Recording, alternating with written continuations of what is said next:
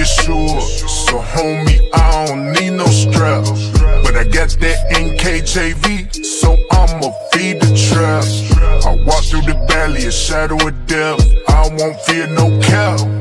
I got the power, spirit is in me, following guidance around. God bless everybody. Yes. It's your boy HoZay Ghostman with my wife, Mrs. HoZay with an H. Actually, her name is Claudia. We're out here at Glory Fest 2025 in downtown Temple. The weather is beautiful. It's nice and breezy. It's not too hot like it was last year, right, baby? Yes. So It's good weather. Yeah, really good weather. We just kicked off Glory Fest, and we've got several different bands playing around us. Over behind the camera is the main stage where they have the bigger bands playing.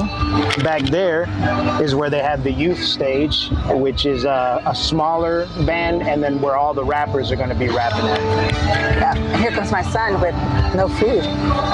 You didn't bring no food? Oh, okay. He got a pager. Nice. What?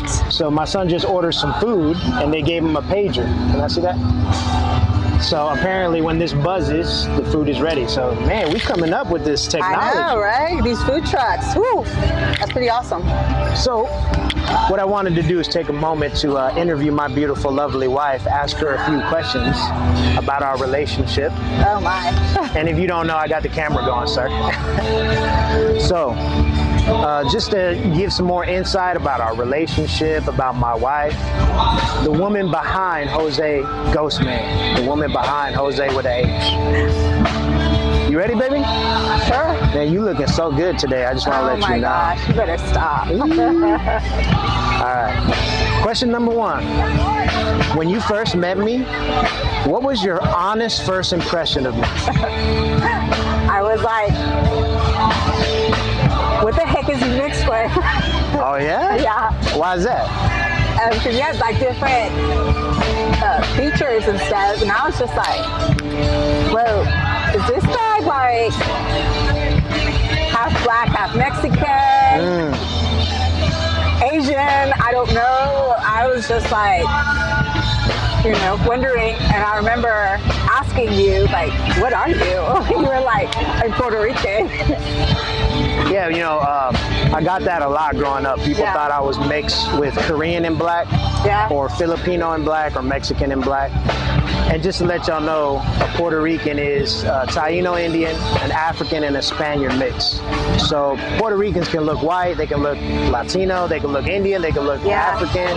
Yeah, see some redheads? Yeah, so we got a pretty good mix of culture. Yeah, definitely. Nice. All right, next question. What was one challenge that we faced that made our marriage stronger, and what did you learn from it? I don't know. There's just been so many. Man, too many. Are you talking about like? Not today. Not today's challenge. But in general. So, what was one challenge that we faced that made our marriage stronger, and what did you learn from it? I think dealing with people, working with people. You want me to open it? Yeah. Okay. Go ahead. We'll be right back. We'll be right back. All right, so you were answering what was one challenge that we faced that made our marriage stronger, and what did you learn from it? So, talked about like helping people, working with people. I think like I was already working with people as, I believe as a Christian, as a believer, you should always be helping somebody out, like, just being a servant. And I think we had, two different perspectives, kind of. I remember feeling used and I remember you telling me like, hey, like, don't worry about it. Like, you know, whatever you do it for Christ. But then you also said like, you know, what, maybe that person hurt you or whatever, but later on that person in the future will think like, oh, I remember when that person so-and-so or that person served me or something. Yeah. And that was something that I never really thought about until you mentioned it and stuff. So you're right about that. So that helped a lot, because working with people is always going to be a challenge. Oh yeah. Whether you're a Christian or not. Yeah, you gotta. Being a believer definitely helps. When you work with people, you got to know that you're going to be hurt, you're going to be offended, and just like a duck letting the water flow off its back, that's what you got to do, man. But man. on the positive side, you just gained another family member. Yep. Another friend. Hold on, my boy Myron. Myron! Right here, bro! I'll be right back. Let me see if he'll let me unlock this. If you could describe us in 3 words, what would they be? 3? 3 words. Together we're strong. Together we're strong. That's pretty good. There's love. And hey, together we're strong is good enough. I like that. Yeah, I think when I say strong, I mean like it builds up courage. We build up courage like one another and stuff. That's right. All right. Next question is going to be about family and the kids. Oh. What's one moment with our kids that made you feel most proud as a mom? Wow. There's a lot, but yeah, there is. I think one of them would be like with Matthias. It would be like us taking care of his leg. I remember him yelling at me, you know, stop, you're hurting, and I'm like, dude, like I gotta do this. I remember getting the sterile Q-tips and having to push the skin down from the titanium pins because obviously his skin wants to automatically heal, so the skin started growing up. Right. And pushing it down, like it would hurt. And so I remember him yelling and stuff, and I'd be like, man, like it sucked, but at the same time, I'm like, that's my job as a mom. So seeing him go through that and tough it out, that's what made you proud? Like, kind of. So just a little backstory. Matthias was hit by a truck when he was 2.5 years old, and since that time we've had several surgeries on his left femur bone. It wouldn't grow, so they had to manually make it grow with surgical procedures, fixators over the course of 15 years. So just that whole process sucked, but there was many times that, you know, we were proud to see him tough it out. Yeah, so for me, it hurt me like to see him in that pain, but at the same time, I'm like, I can't go soft. I gotta clean it right and stuff, you know. For me, it was when Matthias got baptized. When he turned 16 years old, he made his own decision to really follow Christ, and he asked me to baptize him in the Salado Creek River, right? And that to me was one of the proudest moments, because as far as me raising the kids and us raising the kids in the things of God, it's like for him it clicked all of a sudden, and all of a sudden like maturity hit, and he wanted to read his word, he wanted to pray on his own, and that to me was like one of the proudest moments. Just need one more. Now, as far as Genesis goes, what would you say was the most proudest moment for you and her? I think going for a pharmacy technician. But she didn't like it. She would fight it. She didn't want to do anything extra because she was already taking college courses in high school and some AP classes. And she's like, great, one more thing. An inconvenience for her because she had to go to, you know, a separate, a different high school, off and on and stuff. But seeing her now as a pharmacy technician, making her money and stuff, and she's stacking that bread right now. I'm telling you, and she's working it. I remember she was scared in the beginning, and it just makes me proud to see her, you know, go through it all.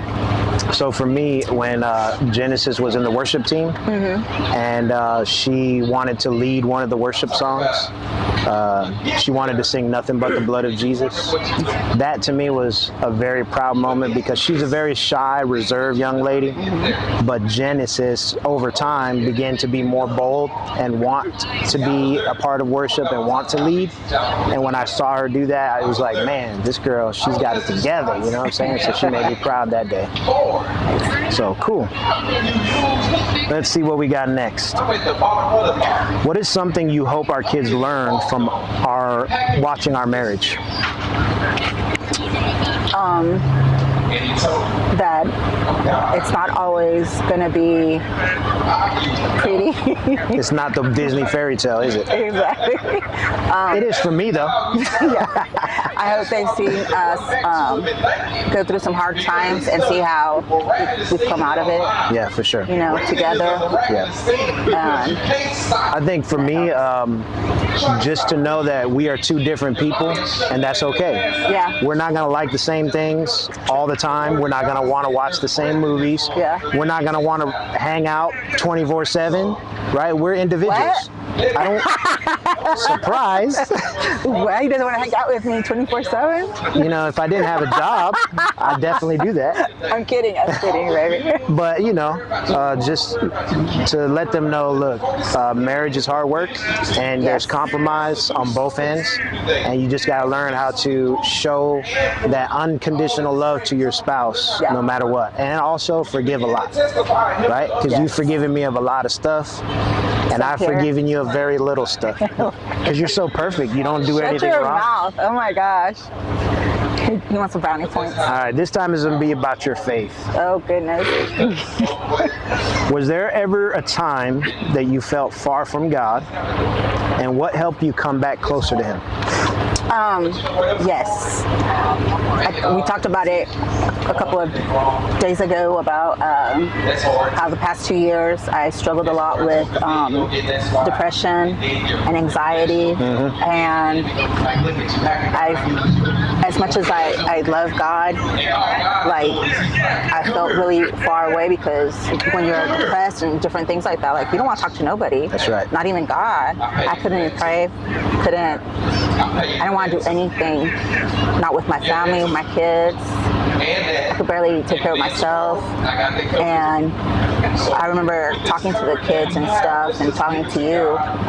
And I think what really helped was, I think you reaching out and saying, hey, like we can't be like this. Like you really got to fight it. And I think to me, like the Christian counseling, the counselor helped a lot. Yeah, Christian marriage counseling, absolutely. Yeah. A lot of times people think going to counseling is not good spiritually. And I think there is some truth to that if you go to a counselor that has no biblical foundation. Yeah, no but if you can find a Christian counselor that can help you work through marriage problems, work through mental health issues, and also give you the Word of God. And that's what the lady gave us. And that definitely helped our marriage tremendously. Yeah. So that's good. How do you balance being a wife, a mother, a woman of faith without losing your peace and looking so good as you do? Stop.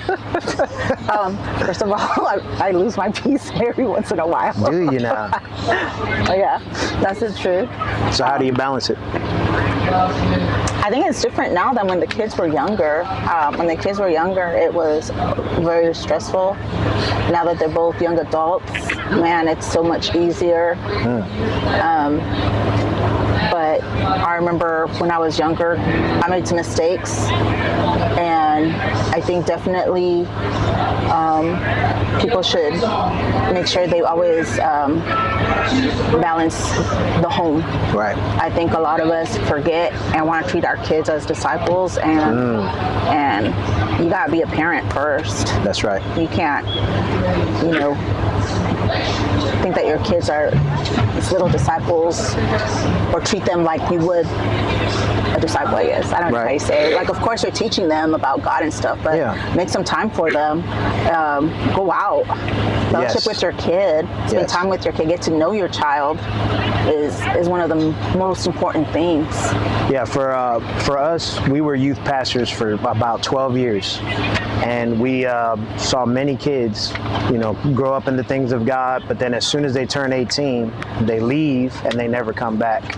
And a lot of them were just overwhelmed with the amount of, church, Bible studies, outreaches, church activities, but there was no family time.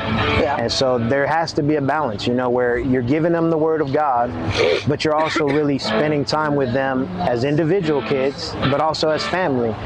Some of these kids, they just wanted, to go to Six Flags, but their parents, like, no, we're not going because we've got church and we've got Bible studies and we've got outreach and we can't sacrifice one of those for this one thing. Or we'll make time for them, like, oh, hey, I got something going on at school. Oh, well, I'm sorry, you're not going because we got revival, or, what's that one day, Yeah, I mean, there has to be some compromise, because if there's no balance, the kid's going to be overwhelmed. They're going to be bitter and upset about the things of God when it shouldn't be that way. Yeah. So, just show an interest in your kids, balance it out, and know that what's important to them may not be important to you, but so what? Make it important to you because you love your child. Yeah. Right on? Yeah. All right, last question. What is one thing about me that you think most people wouldn't guess?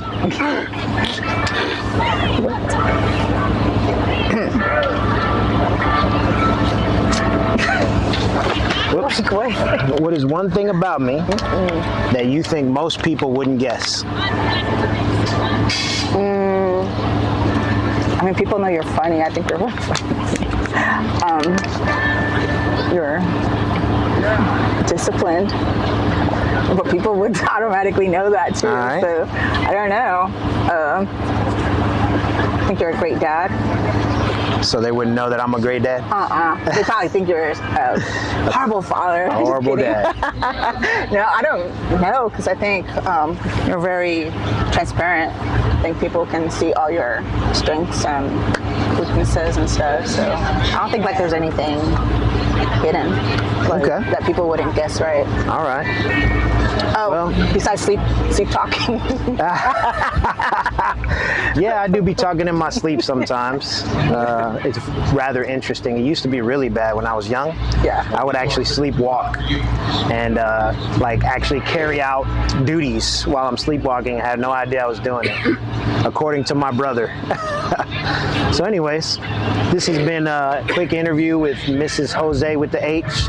Actually, her name is Claudia Denise Montanez.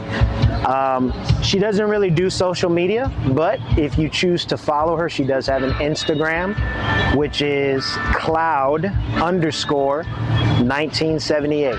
Cloud_1978. Is that what it is? Yeah, it is. I didn't. And the only things that you'll see there is things that I post and I tag for her, because she does not post. But if you care to follow her, if you care to ask her any questions about the faith, about her testimony, she would love to reach out to you. Thank you for your time, my love. You're looking so beautiful today. And that's a wrap. We gon' let 'em cook.